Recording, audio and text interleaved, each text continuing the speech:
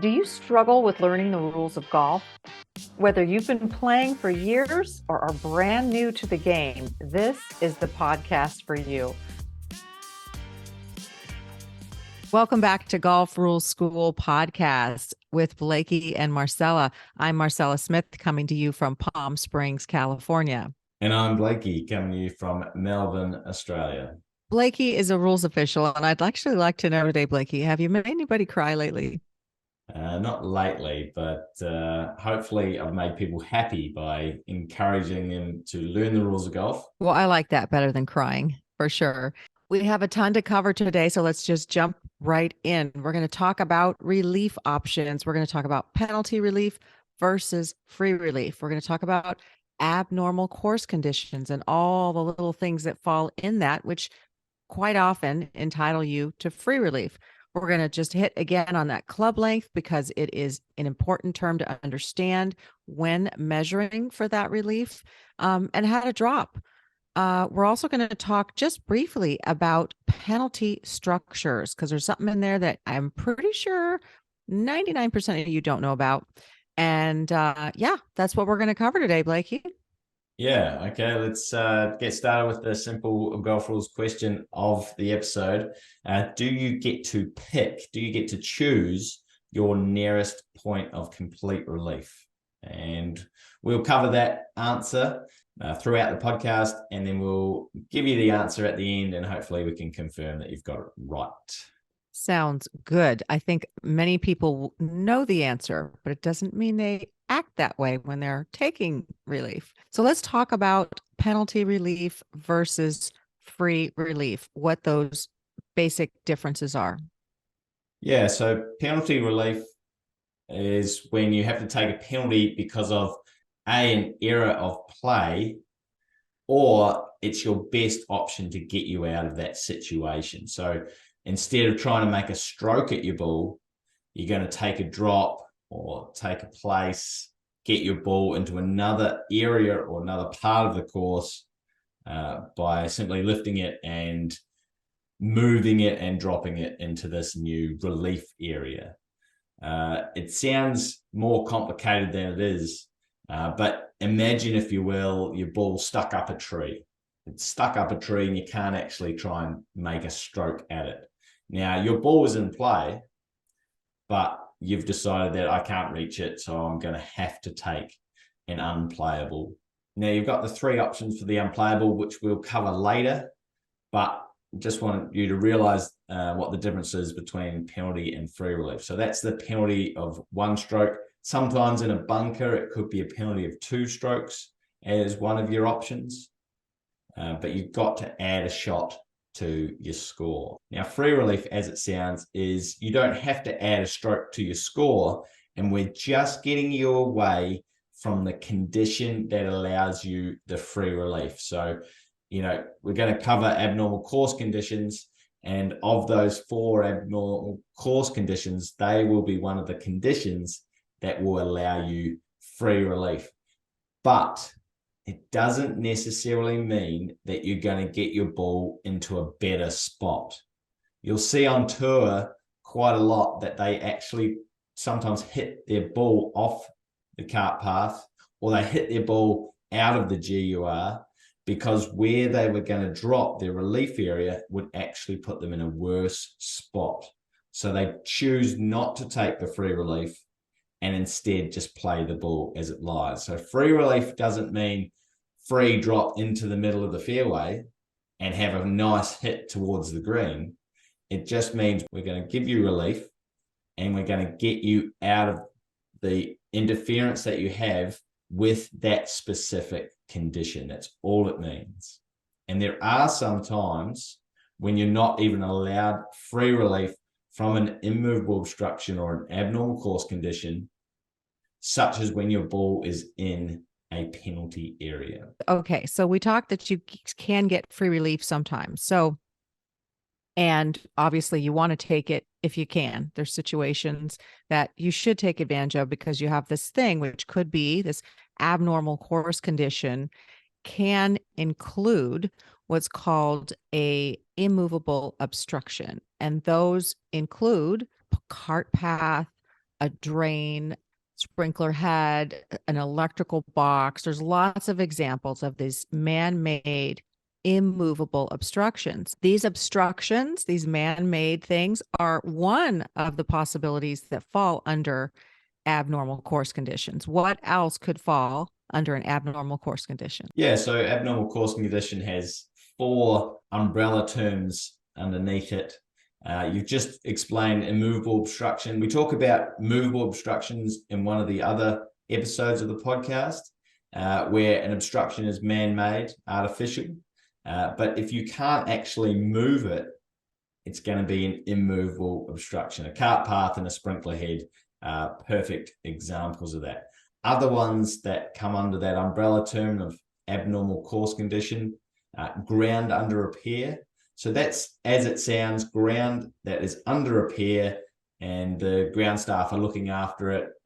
It might be that it's a muddy sort of area that's had a lot of traffic. They have to specifically mark it that it's that area, and it has to be on the local rules that it's ground under repair. It might not be a good growing season, or they might have just come out of winter and it hasn't grown back yet, and that's why it's ground under repair.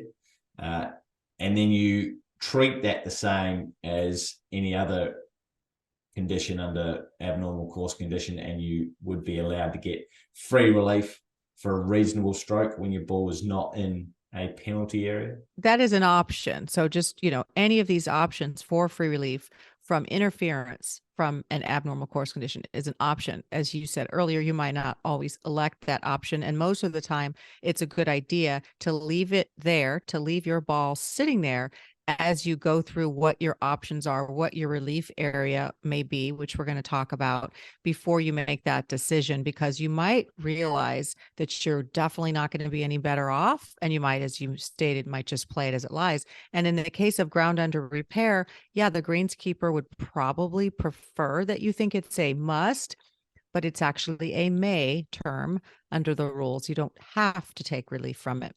Yeah, if the ground staff or the committee want to make it a must, a no play zone, they'd have to put that in the local rules. And then you're changing it from an option to a you must take relief.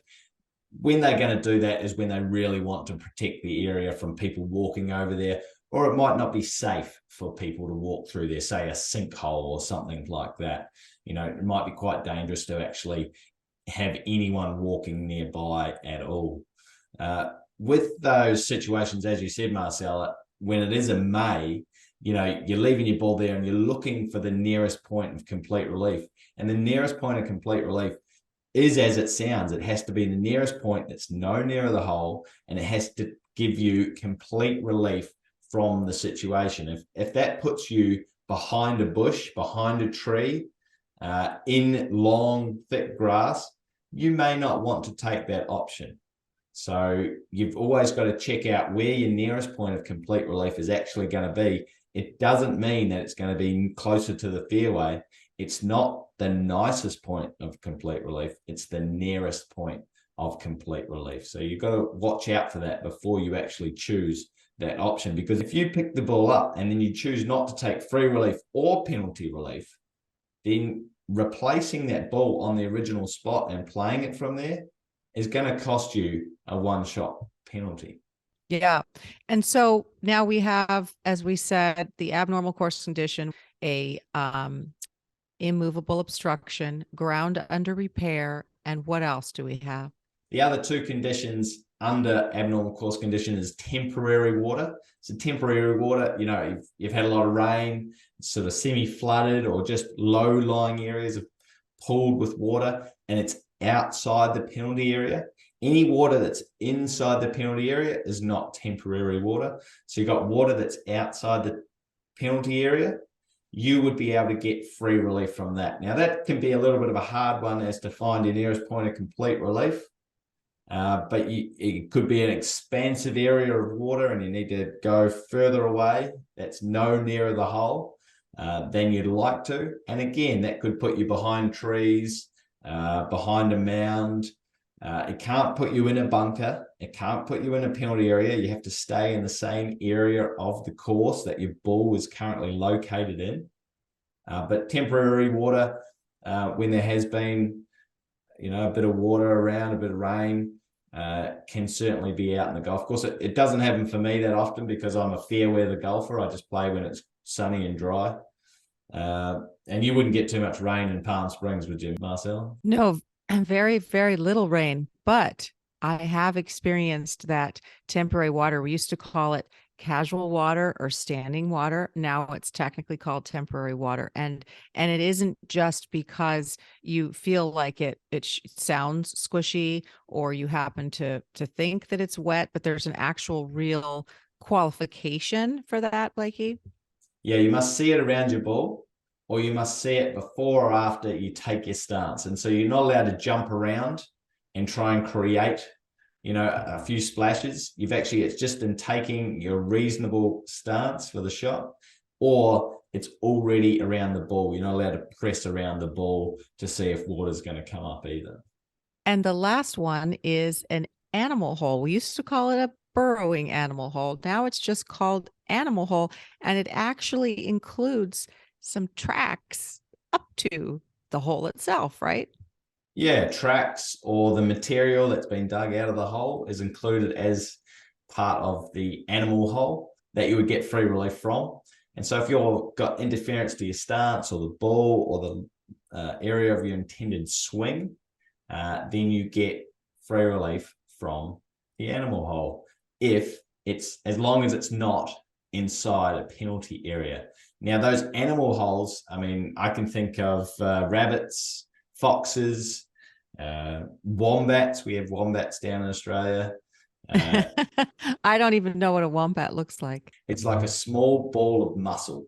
And it's very cute. It's very cute, but it's also can create big, terrible holes that are not good for cattle or horses. The main thing about this is if it's an insect or a animal that's categorized as a loose impediment, those animal holes don't count for free reliefs. If it's made by an ant, made by a spider, made by a worm, those are animal holes that don't count because those animals are also loose impediments. So you can just move the loose impediments away, including the soil that the ant has dug up. You can just move that away. That's a loose impediment. It's not considered an animal hole. So we're talking about this free relief, and what qualifies you to get the free relief is interference. And interference is going to be because your ball is sitting on it or in it, or it interferes with the area of your intended stance. Example, your feet are on one of these man-made conditions like a cart path. Or it interferes with your area of intended swing. And we talked about the swing and the definition of swing earlier with Blakey on another episode. So if those things happen, and if you have interference from those things, then that would qualify you in order to get this potential, if you want it, free relief. Yeah, spot on. And there is one other time that you're going to have interference or could have interference that would allow you free relief. Can you name what that is, Marcela? Yes, so that would be line of play, but that's only if this interference of this abnormal course condition happens when your ball is on the putting green, interferes with your line of play. Then you can also take that free relief, but not in any other area of the course. Spot on. He's going to say spot on again. I think we should make this a drinking game. And every time he says spot on, you take a drink. Spot on. Spot on. All right. So let's talk about how you take relief, how that works. So when your ball's in the general area or in a bunker, taking relief, free relief from these abnormal course conditions, you're going to be dropping the ball. Okay, so you're going to find your nearest point of complete relief, and then you'll have a club length. What's a club length again, Marcela? Yeah, that club length, really clear definition, the longest club in your bag, except for your putter. It's usually going to be your driver if you have one that day. So you take your club length and the relief areas from that nearest point of complete relief, and you've got a club length in which to drop. It's no nearer the hole. So it's going to look like a half circle or a quarter of a circle. And that's where you're allowed to drop your ball from knee height so that it bounces within the relief area and stays within the relief area. If it bounces within the relief area, rolls out and rolls back in under none of your doing, then it has come to rest in the relief area and the ball is now what we would call back in play, because you had the intention to drop your ball under this free relief option into play. And let me just remind everyone, if you're watching this on video, you're going to see the text of the exact rule from the USGA and RNA Rules of Golf book. And this is the source, this is the Bible where we get obviously all of our information from. And when your ball is on the putting green, instead of taking that drop for that relief from that abnormal course condition, you're going to get to place it at a nearest point of complete relief, no closer to the hole. So let's also talk about another option you have that you could get free relief from, which is an embedded ball. And what's that rule number, Blakey? That's rule 16.3. Embedded ball is a plugged ball in the ground after your stroke has become airborne. Okay, so you've hit your ball, your 9-iron, up into the air, it's come down, it's landed off the green, so you don't have an embedded ball in the putting green. It's in the general area, the fairway or the rough, and your ball is plugged, it's broken the surface of the ground, and it's now embedded itself in the ground. You get free relief from that, dropping from the spot directly behind the ball that's in the general area, within a club length of that spot, no nearer the hole. So it's going to be a half circle. If there's bunker there, then potentially it won't be the shape of a half circle. But in most situations, it's just going to be the ball there, the spot directly behind the ball in the general area is your reference point, and then you're within a club length, no nearer the hole, that is your relief area. You can clean your ball, or because you're taking relief, you can substitute in another ball for no penalty and drop your new clean ball into the relief area and continue play. And this is two things important about that. The first one is that there was a little change to that embedded ball rule this year, and you actually saw it. You've seen it on television on some of the tour stuff that's broadcast about there's these kind of an enhanced or expanded relief area option for that embedded ball, a ball that's really close to the bunker that is embedded not in the bunker but in the grass, where it'd be tough to find a relief area right behind it. So now the rule allows you to go left and right and to find that. And when we talk about these same area of the course, when we talk about this, remember that the area of the course, when we talk about general area is every part of the golf course that is not one of the four specific areas. It's not bunker, it's not penalty area, it's not teeing area, and it's not putting green. Everything else within the boundaries is general area, and it can be, fairway, rough, bushes, or trees. So sometimes people are stuck in their mind thinking, oh, you got to stay in the shortcut of the grass. No, general area includes rough as well. So you might be in the same, you're in general area, but you're taking a drop, and it might give you a better lie than what you had before. And the last thing we should talk about is penalty structure. I wanted this to be our question of the week, but Blakey wanted something a little more standard. But let's talk about penalties.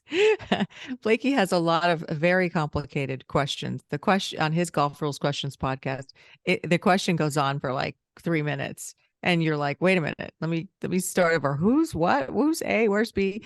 They're very complicated. And so that's why he wants to really do the opposite in this foundational golf rule school. He wants to make them simple, because we are really encouraging not just the newer player, but people who don't have a real track record and experience with a lot of rules. We're encouraging all of those people to digest it slowly and to really learn them and not get intimidated and click away because it sounds too complicated. So I appreciate that you're doing that, Blakey. So penalty structure.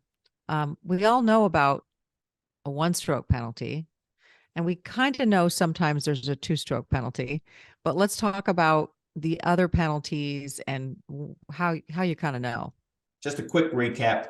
A one-stroke penalty is you've either gained a minor advantage or it's an error of your play that you're wishing to get your ball out of that area. That's one stroke. Two-stroke penalty is only one two-stroke penalty in match play. I'll let you think about that one. That's not a simple golf rules question of the episode. That's just a sidebar. There's only one two-stroke penalty in match play, and that is getting your ball out of a bunker back on a line for a two-stroke penalty, and it's the same in stroke play. Then we move on to two-stroke penalty in stroke play that actually matches a loss of hole in match play. And what's that called, Marcela? So that's called the general penalty, and that's what you're going to see in the book. And what's helpful about taking a peek at the book or your app is that you might not commit to memory what those penalties are. I certainly haven't. Blakey has, but I haven't. I know something's a violation, but I don't quite remember sometimes. Is that a one-stroke penalty or is it a two-stroke / loss of hole general penalty? It's very easy to find in the book, in the app of the Rules of Golf, because it'll be in red. So you can quickly scan down and go, yeah, blah, blah, blah about the rule. And if this and accept that, blah, blah, blah. But here it says in red, the penalty for is the general penalty. So it's really quick to find the answer. So you don't have to memorize what the penalty is, just that you think something's amiss, something's not quite right. Let me look it up in the right chapter or rule number, and then really easy to find what that penalty is. Yeah, so a couple of basic ones. Playing a wrong ball. Playing a wrong ball, you just really can't work out what the advantage is, because you haven't found out where your ball is, or you have and you've just managed to hit a wrong ball anyway. So that's a two-stroke penalty. And because it's a more significant advantage than a minor one, that's why it's two strokes. But in match play, it equals loss of hole. And then the other one is a wrong place. So just two common ones that cost two strokes in stroke play, and in match play, a loss of hole is a wrong place. You play from a wrong place, it's going to cost you two strokes. Now, in stroke play, because match play is loss of hole, so you're done, you walk to the next tee. But in stroke play, you have to work out whether it's a serious breach or a not serious breach. If it's a not serious breach, then you continue play with the ball that you've just hit from the wrong place, and you continue play of your hole. If it is a serious breach, then you have to correct your mistake by going back and playing the ball from the right place.